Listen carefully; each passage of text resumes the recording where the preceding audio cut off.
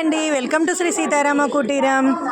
So friends, ఇప్పుడు మనం అరక్కోణం జంక్షన్లో ఉన్నాము. సో ఇదేంటంటే తమిళనాడులో మనకి కంచి నుంచి హైదరాబాద్ రావాలి అంటే కంచిలో జంక్షన్ లేదనమాట. సో అరక్కోణంలో ఎక్కి రావాల్సి వస్తుంది. బట్ ఇక్కడ నిజంగా ఒక విచిత్రమైనటువంటి విషయాన్ని నేను అబ్జర్వ్ చేశాను ఫ్రెండ్స్.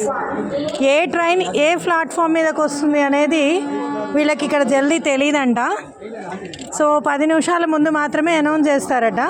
మనకి మామూలుగా అయితే where is my train app ఉంటుంది కదా ఫ్రెండ్స్.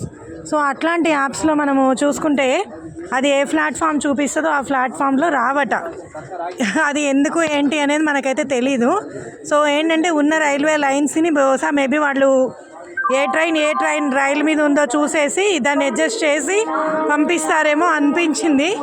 సో మోస్ట్లీ అందరూ కూడా ఇట్లా బయటనే వెయిట్ చేస్తున్నారు ఫ్రెండ్, పైననే దీనిపైననే వెయిట్ చేస్తున్నారు అనమాట.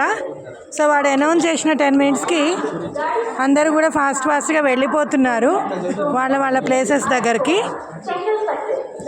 సో మేము కూడా 6 o'clock ట్రైన్ ఉంది ఫ్రెండ్స్ మాకు. సో మేము కూడా ఇలానే ఉన్నాము ఇక్కడ. మీరు ఎప్పుడు వస్తూ ఉంటారా ఇట్లా ఈ ట్రైన్కి? ఇది ఫస్ట్ టైమా? సో మీరు కూడా ఇది ఫస్ట్ టైం ఫేస్ చేస్తున్నారా ఇలా? Okay okay okay. సో వీళ్ళకి కూడా ఇది ఫస్ట్ టైం అంట ఇట్లాంటి అనుభవము.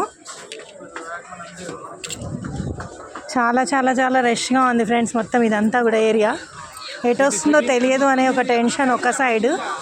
యాక్చువల్గా లగేజెస్ ఉంటాయి కదా, ఏంటంటే మనము యాప్స్ని ఫాలో అయిపోయి వెళ్ళిపోతూ ఉంటాము. అట్లా కాకుండా ఇక్కడ వీళ్ళు అనౌన్స్ చేసిన తర్వాతనే దిగాలి అంటే కొంచెం తిప్పలు తప్పవన్నమాట మనకి.